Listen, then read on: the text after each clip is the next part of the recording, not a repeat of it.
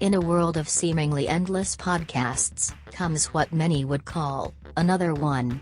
This week the two men talk about things we thought were awesome when we were kids.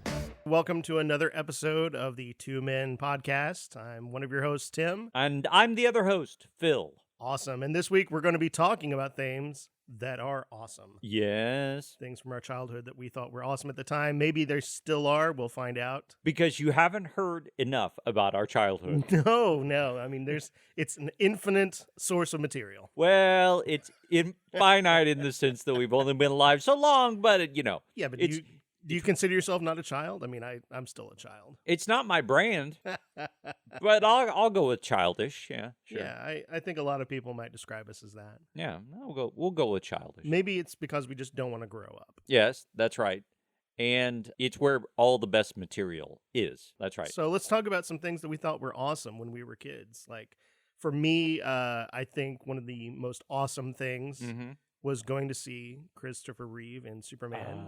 Yes. I mean, I really bought into the whole "you will believe a man can fly." I liked it. I apparently didn't like it as much as you. I did. I was crazy about it. In fact, fun little story. One time we were driving back to Illinois to visit my folks, and we drove through Olney on the way to Newton, passed by the theater, and it just so happened that was the weekend they were premiering Superman Returns, the Bryan Singer film. Right. We stopped and watched a matinee of Superman Returns in the exact same theater that I saw the original Superman. Was it a cathartic experience for you? I think it helped me like that movie more than it deserved. Oh, okay. Well, here's the thing is, I'm guessing as a parent, you wanted this to be like a big deal for them, but they were probably like looking at their phones. No, actually, they thought it was really fun. They appreciated that we were seeing it in the same spot, and they thought the theater was neat. I think you're nostalgia reminiscing here. Maybe a little bit. Kids don't care that much. Kids don't care that. See, this was before they got too jaded. My kids are officially very jaded now. Okay. Anyway. No, I like going to the mall. And I like going to Walden Books. It was like the internet of its day. I agree. I think the malls were fantastic because coming from a small town, I mean, you had a department store, right? And that was pretty much it. Like a department store's a little strong. Let's call them a dime store. A dime store, yeah. I guess that is a 5 and dime store. That's much more accurate. Ours was called the Index. What was yours called? Aren't. What? Aren't.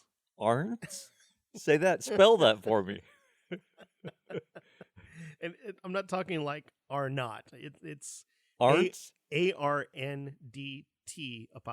So I'm guessing this is somebody's name. Yeah, it's their last name. Okay. They ran a 5 and dime store, and they had pretty much what you would expect. They had some clothes, they had little knickknacks, they had games, they had tools, they had all kinds of stuff like that. They were like mini Walmarts in the sense that they had a little bit of everything. There was an aisle where you could get some toys. They had everything but food. And they had some candies. See, now we also had a Radio Shack on the square as well. Man, so you lived in a fancy town. We didn't really did. I mean, honestly, you had a Radio Shack in Newton? Yeah, I think they closed in the late 80s or early 90s. But I mean, in your childhood, there was a Radio Shack. Yeah. All right. That's where I got my first computer. I got the Tandy color computer from Radio Shack. Tim Matson did not live in a small town. Oh, come on now. I'm revoking your license and your claims of living in a small town. If you had a Radio Shack, that was effectively civilization.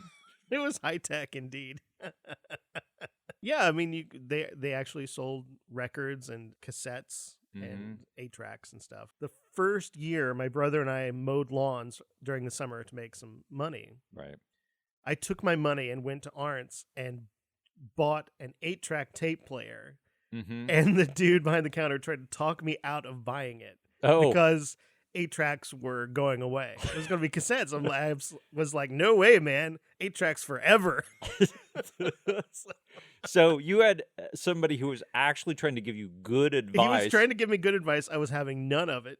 I had my brother bought some bootleg 8-tracks. They were a compilation hit of like bands of that day. Is it from K-Tel? Those were legit. There was no name on it. So they were bootleg. So that was like the Napster of that day. Yes, basically.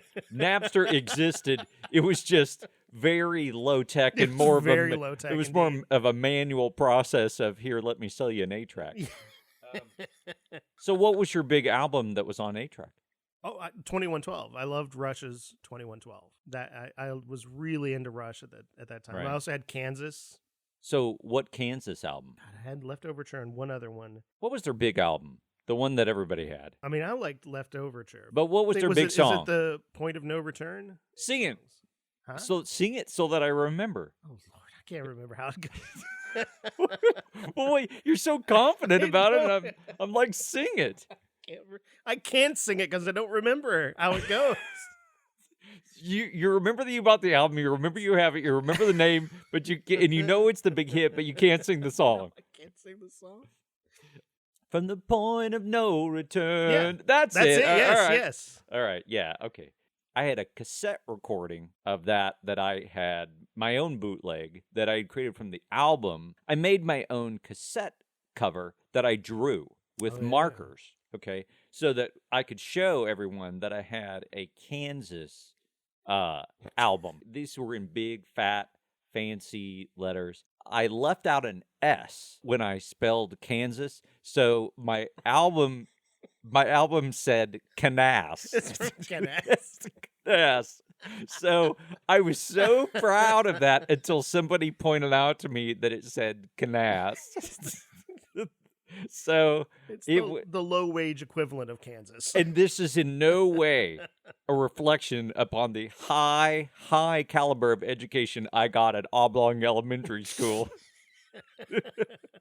It's hard to get girls when you spell Canas wrong.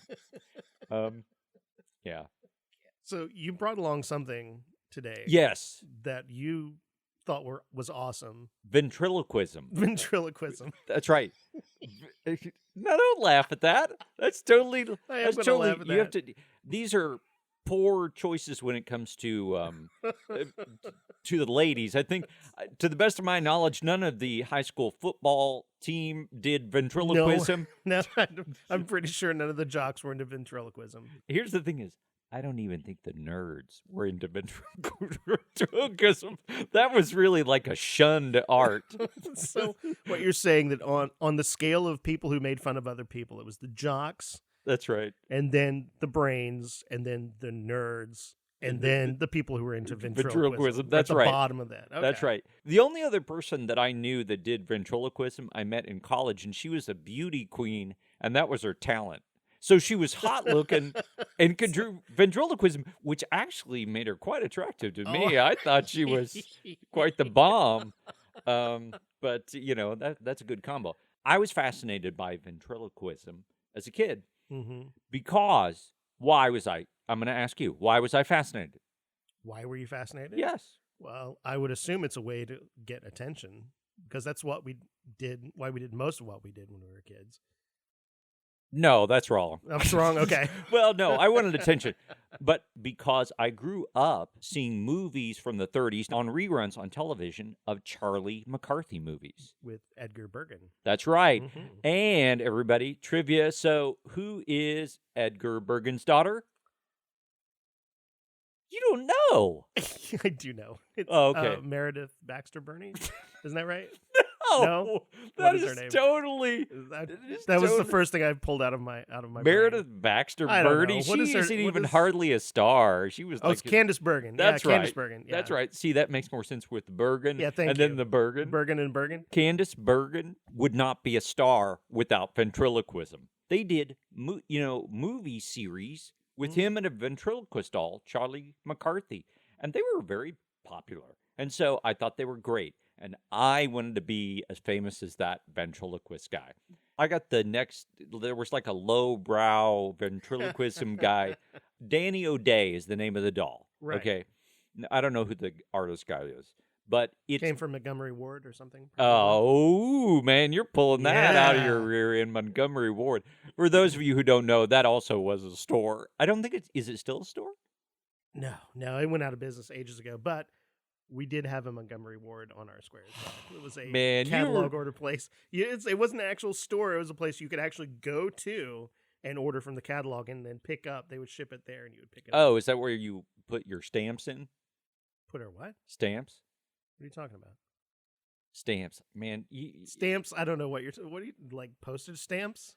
No. Now you're talking about it. It's the same thing. When you were a kid, and This is a subtle hint that Phil is older than I am. I am not that much older. The so other truth old. is, you would you would have stamp books that you got at the grocery Like store. green stamps. Things You would got get them at at the grocery store. right? Oh, okay. All of a sudden, Mister, I'm younger than you Whatever, remembers. Whatever. So you would go to the catalog store with your green stamps. Okay. That's how. See, now I never knew what. I remember the stamps, but I never knew what the heck they were for. It was like a scam. It's Okay. basically what it Nice. was. Is you would go to the store. They would give you like 10 green stamps, and you put it in your book. There was a whole Brady Bunch episode dedicated to the stamps. Remember that? Yeah. To the stamps because they yeah. were debating over what to buy. I agreed with the boys, but I also understood the girls' position. It all comes down to Marsha. Whatever Marsha wants, What is Marcia fine. gets. Yeah, that's right.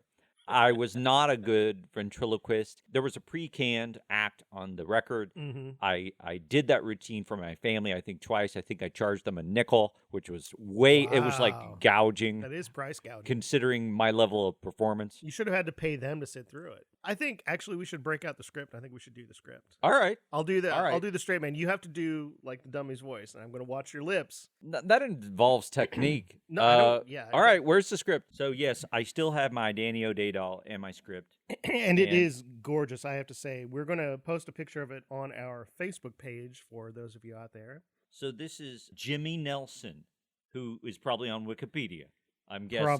Probably. know, And as- I would like to point out that this is instant ventriloquism and Yes. ventriloquism for the beginner by famous ventriloquist, it says. Jimmy Nelson. Oh, and there's a picture we can post. He looks pretty comedic. That's a comedic pose. It is very funny. Yeah, I mean, he looks a bit like Donald O'Connor. Yeah, think? I'd buy that. I'd buy that. Okay. All right, here we go. All We're right, going to do the routine with Danny O'Day. I will be playing Danny. I'll try my best to invoke the spirit of Danny. Nice. Okay. Hi there. My name is Danny O'Day. What's yours? Yeah, I can see your lips moving. You're going to do that again. All right. Oh, Do you it want again. me to actually No, do I this? really want you to do the. All Don't right. take this seriously, man. All right.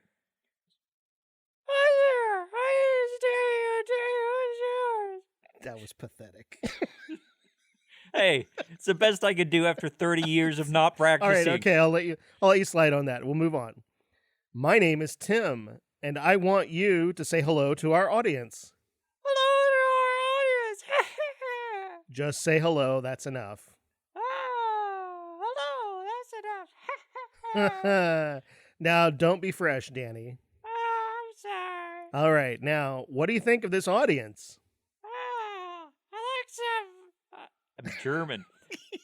I like the bald-headed man. Oh yeah. All right. This is horrible. This has to stop. This is going This nowhere. bit has run This its course. bit- It's time this to. bit sounded like it might have promise. No. No, we're going to take this bit out behind the theater now and Yeah. humanely dispose of it. Yeah.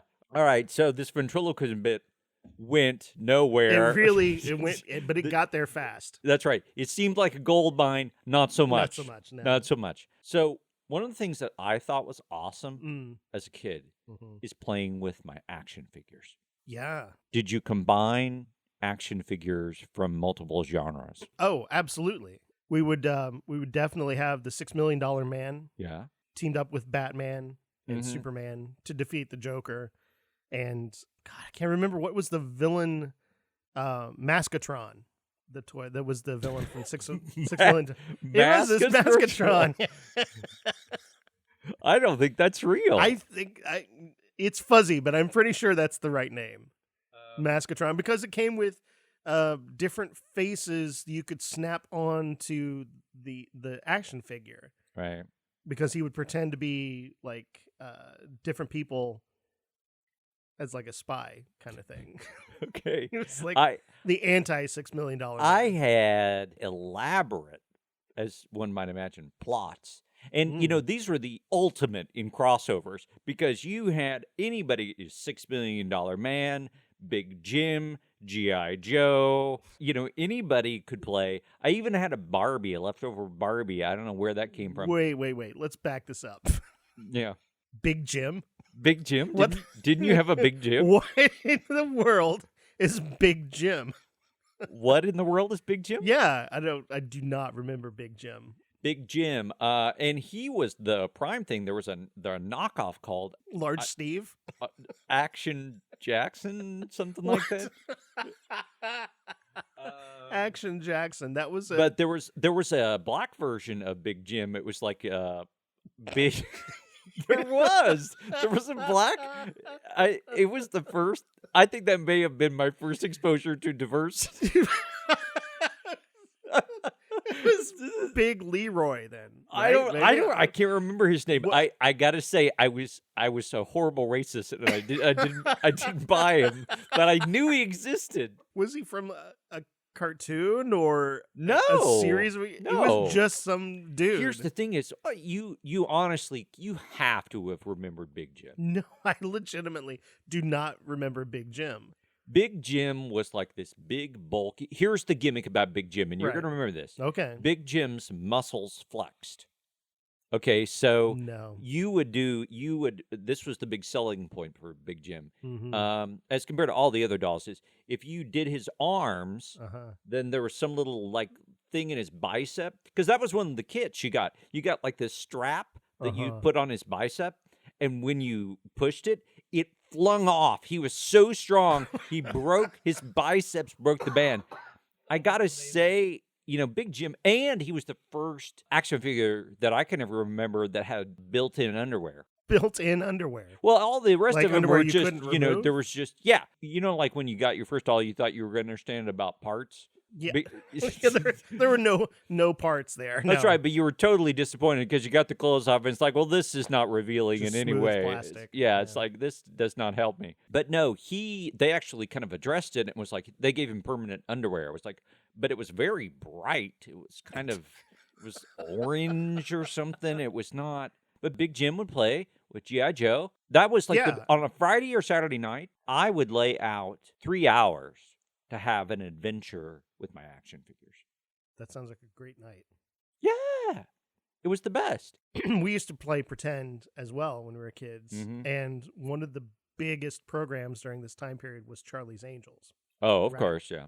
So, being boys, we couldn't be Charlie's Angels. We were Charlie's Angels' boyfriends. So did you have the Charlie's Angels? Did you have the Charlie's Angels dolls? No. We would pretend when we were running around outside doing whatever dumb things kids do. We would pretend to be going on like detective missions as Charlie's Angels' boyfriends, and then we would argue over who got to be whose boyfriend. Did you get Farrah? No, I actually always liked Jacqueline Smith. Yeah, so whoever lost had to be Kate Jackson's boyfriend. Now, see, I like Kate Jackson, but by default, I mean, whoever is the most dominant is going to be Farrah Fawcett's boyfriend. Absolutely. Absolutely. So the question I was really asking is, who could beat up who in your group? Because whoever was Farrah's boyfriend, that's the one who could beat up the rest. See, now I did have. Did you have the Farrah Fawcett poster? The legendary red swimsuit one? No. No? Okay. But I did see it quite frequently at my friends' house. I was a pastor's kid. I couldn't have that poster. Are you kidding me? You put it under your bed or something. A poster under your bed. Well, now, there's a great plan. You do whatever you have to. A magazine is more practical, but sure, you don't fold up a Farrah Fawcett poster. You put it under your bed. No, that would ruin it. That would absolutely ruin it. Yes. In fact, I think I still have mine. That was an influential poster, and I don't think people realize. Yeah, it was influential in a lot of young men's lives. It was really provocative because there was not a lot left of the imagination. It was a pretty tight suit. And she was like the Marilyn Monroe of the 70s, really, Farrah Fawcett was. And the biggest thing is that I'm going to make an ultimate crossover. She was married to Lee Majors, who was the $6 million man. Yeah, that's great. So I always dreamed, when I was playing with $6 Million Man, that he would take me home to meet his wife, and they would totally be okay with me kissing on her. Because that was, like Lee was cool that way. But not really. He was cool that way. That was the legends of our time. I mean, Lee Majors and Farrah Fawcett. Yeah, you're Majors. right. Oh. It's like what a DNA dynamo no that kidding, is. Man. What a handsome man and what a lovely woman. I hated him, but I totally understood. I totally got him. Yeah. But they divorced like after a year or something like that. Was it just that? That's that right. Little and then time? she was replaced by Suzanne Summers. Like from a What? not replaced, not in the show. Oh, That I was was somebody gonna else. say. That was like whoever that one was. That There was like, Cheryl Ladd. right, who also was really not. She was nothing to sneeze at, too. And fun fact, I was in a movie with her daughter. No I way. was. What? Cabin Fever. You were in Cabin Fever? I was in Cabin Fever. Oh, I don't know if that's something to be proud of. I am extremely proud of that. And I have to say, I mean, I met her daughter on set. Oh, I knew Met that. is a strong word. I mean, I walked by her That's on right. set. She is freakishly beautiful. Right. In that she looked like someone that should not exist because she was too perfect. Well, do you know Cheryl Ladd's father? Alan Ladd? Yes. Okay. He was like a big-time Well, movie star. He was a big actor, yeah. Yeah. So she had good genes and Mhm. probably some connections going in there as well. Probably a few. I can remember when my dad got the Time magazine with the announcement of the replacement that it was Cheryl Ladd. There was a picture of her in a bikini. Where you're like, that's acceptable. Yeah, I was like, not only was that acceptable, I stole that Time magazine from my dad. He wanted to know, hey, where's Time magazine? I was like, I really have no. Talk about something I hid under my mattress. Yeah. That's something I hid under my mattress, and I'm sure my parents were perplexed if they saw it. It's like, why is he hiding a Time magazine? Weird. That's not normal. But because I think it had a picture of Brezhnev on. That really, oh, God. I'm just reading up on my current Russian events. Oh, yeah, I want to be, current, and I'm very political at this age. And I'm hiding it under my mattress because I don't want my friends to think I'm a nerd or anything. Or a communist. Or a communist, yes. Or a sympathizer, yes. Oh, my gosh. All right, action figures. I totally don't believe you when you say you don't remember. Who is your favorite? I legitimately don't know Did you remember Big Jim is. I still think you're making You're gonna this look. up. You're gonna look up Big Jim, and you're gonna think he was like the Village People of his day, and I think that's an accurate. The Village People of his day. Big Jim. This I've got to know. So you need to stop and you need to look up Big Jim right now. All right, ladies and gentlemen, I am going to look up Big Jim right now. And we can find out who his African American compatriot was. There was a whole set of Big Jim. All of them called Big something. I did have scale issues because I also used to play with my Evil Knievel doll, which everybody had with the Evil Knievel cycle. That's the one where you had like the little wind that up, goes through there and go. That's like right, that. and he would rock it out of there. So Tim now is looking at Big Jim and his friend Big Jack. Okay, so was that the African American? That was his Big Jack. Big Jack. Okay, they were like bodybuilder types. Is what they were. I think that's accurate. I'm looking at some pictures here, and just to describe it, it looks like. See, now there's the orange underwear I'm talking about. He looks to be like some sort of big-chested Olympic swimmer is what he looks like. Right. It's this white dude with brown hair. I would not call him muscular, really. I mean, he's kind of an average. If you look at the guy. commercial and you see him fling off that armband, I'm sure it's quite impressive. It made me want to eat spinach. I wanted to be like Big Jim. Ooh, now here, this is something special. I have found the Big Jim sports camper. Did you have that? No, I did not. Wow. We couldn't afford those expensive accessories. You could just that's an impressive mobile workout vehicle of some sort. I don't know. It's made out of impressive material. It looks to be like vinyl of some sort. That's right. Spare no expense for our children. Yeah, it does, because it's all creased and everything. It looks like it's like vinyl stretched over a frame of some sort. Probably cardboard. Ladies and gentlemen, I have uncovered an entire team of big people. Big Jim, Big Jack.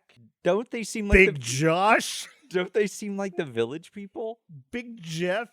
Dr. Steele? I remember him because I think they thought they needed a villain, and so they made like a villain guy. And Chief Tanaka. Combining the best in racial stereotypes of the Asia and Native Americans. That's right. Hey, at least they had. I don't. Yeah, I'm not going to defend anything. He comes with longbow, 2 arrows and quiver, vest, belt, boots, and wolf tattoo. 2 arrows. Those would have been gone in the first You day. lose those immediately. Yeah. All right, so you're going to have to buy. No, Chief Tenkua, not Chief Tanaka. I'm sure he's quite offended. As our what was that Mattel? It says Big Jim's quote Indian friend unquote on the box. See, I was culturally diverse. All right, so I'm very proud of you. That's who very... was your favorite toy? Who was your favorite toy? It was absolutely the $6 Million Man, where you could look like through the back of his head and look through his bionic eye. Right. And he had the lifting thing where he would lift like the engine block.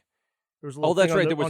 There was a button he would push on his back. Yeah. See, I had that. I had Maskatron, which was the villain, and then I had his action center, which is like a white domed kind of thing. All right, so we did put together. So we did a reenactment. All right, so my gang included $6 Million Man, Galen from Planet of the Apes. I had a Star Trek one. I think I had Spock and G.I. Joe. Now, did you have the Star Trek dolls with the set with the transporter? I did. You put them in there and you flick it, it makes them disappear? Oh, I think I recently got rid of that. I just had that a couple of years ago. You're kidding. I would kill to have that again. I would love that. Yeah, but I still have the action figures. I would make up all kinds of crazy stories. But my Planet of the Apes guy, going back to Roddy McDowell, that was my favorite. He was always the star. He was always the smartest. He was better than Superman or Batman or anybody. And that was, I would put together crazy stories. So tell me about your Charlie's Angels plotline. Oh, good Lord. It mostly entailed like them getting kidnapped and us having to go rescue them. And then that way we could make out with them. Now, did you actually have girls from the neighborhood play ever? No, God, no. No, we had one girl.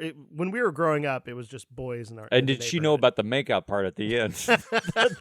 She was very surprised by it. It's like, and now we make out. 5th or 6th grade was when my friend Chris Faltz moved in.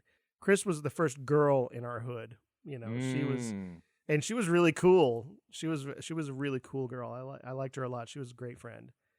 Was she also pretty? She was very pretty. Yeah.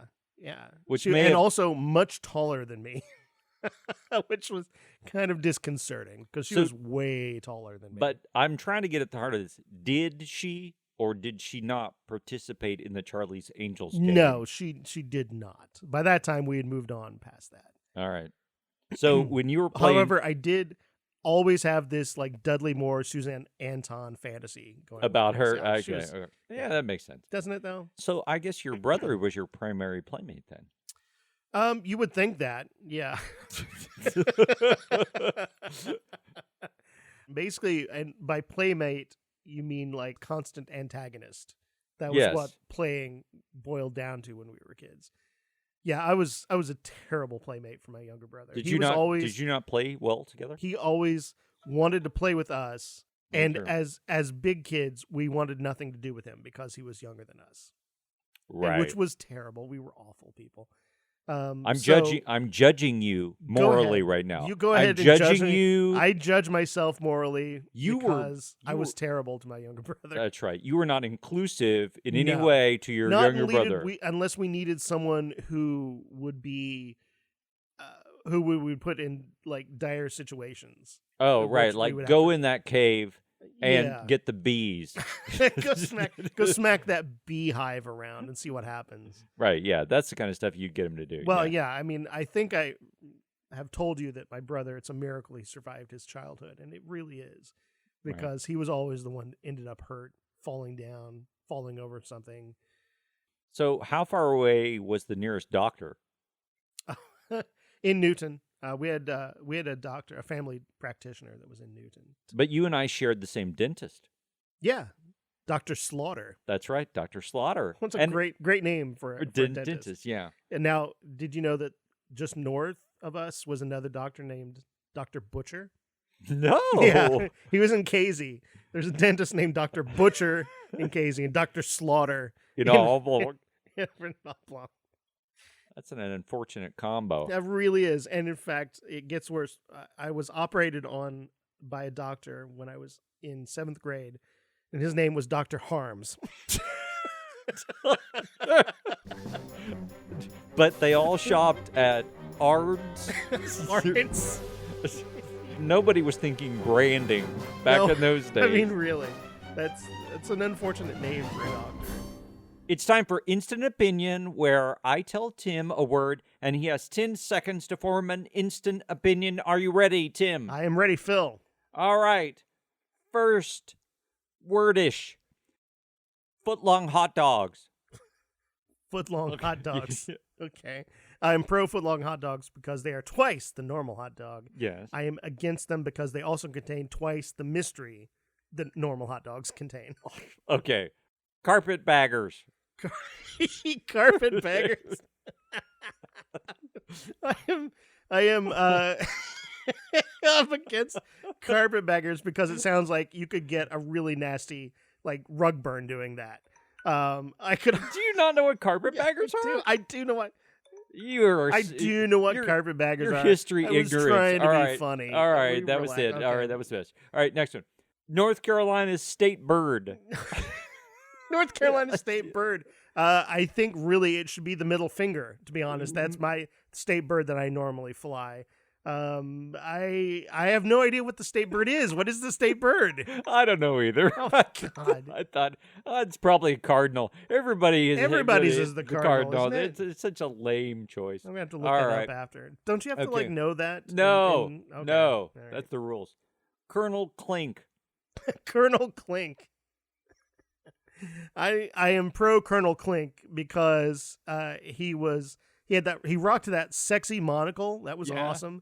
I'm anti Colonel Clink because he kept the men down. That's right. I wanted the men to get out. Couldn't blow up a bridge that night. No. Oh, it was horrible. All right, so Satan. Well, my favorite color is red, so I am pro that. I am anti-Satan because I'm pretty sure that's who Donald Trump's dad is. He's also a horrible planner. Horrible planner, you know? Yeah, I mean, if you really planned ahead, I mean, we could be damned a long time ago. That's right. Santa. Also looks good in red. I am pro Santa because I love being Santa to my kids. It's a lot of fun. I'm anti-Santa because it also involves building a lot of shit. So when you were kids, we're little, lots of building involved. Speed limits. I am pro speed limits for other people, anti-speed limits for me. That's in a nutshell. That's the best case I can make for that. All right, that's fair. Peppermint candy. I'm against peppermint candy because it seems like only creepy old people hand them out to you, covered in like whatever pocket lint they have. I am for peppermint patty. Does she live local? She's willing to travel. All right. Hopscotch. That sounds like a drink you would get in a bar nowadays. I would order a hopscotch. So that sounds delicious. But hopscotch, I'm against it because it's a really dumb game. I mean, it's really dumb. What's the point of this dumb game? You can't stand on one leg. That's really Depends on how many hopscotches I've drunk. Okay. Your own farts. My own farts smell like roses. Other people's farts, noxious clouds of gas. Homely cosplayers. Probably the easiest ones to get into the sack. But I don't know. There's really no downside. I mean, homely cosplayers, someone with daddy issues. That's a win. So that has been Instant Opinion. Thank you for playing. I think we've mined this. I think that's as good as it's going to get. So we've established that now you've educated me on Big Jim. Big Jake. And you're going to have to order those online and get those. They were, that was a treasure. Wasn't there a grocery store that was like Big Jim's or Big something? Big John's. That's right. It had a big like statue of this dude. That was impressive. Holding groceries. Holding 2 bags of groceries. That was in Robinson. That's right. Yes. See, now I thought that was the action figure you were talking about. No. You had an action figure of the grocery store guy. No. Let's close this out. Another episode of the Two Men podcast. Thanks for spending it with us. We've had a great time. We hope you have. So from me, Tim. And Phil, thanks for listening. Thanks for tolerating. Thanks for everything. Thanks for the memories. We'll see you next time. Bye. Greetings. I am Alice, highly paid digital assistant to the two moderately entertaining nerds of the Two Men podcast. Want to let us know what you thought of the show? Have a topic you'd like to hear discussed? Feel like demanding your money back? We'd love to hear from you on 2 out of those 3 questions. Drop us an email at twomencast@gmail.com. In the meantime, please rate us and leave a review on iTunes or your podcast service of choice. Also, for all discussions moderately entertaining, you can find us at facebook.com/twomencast. Please join us again next week when we'll be guaranteed to be funny. Or not.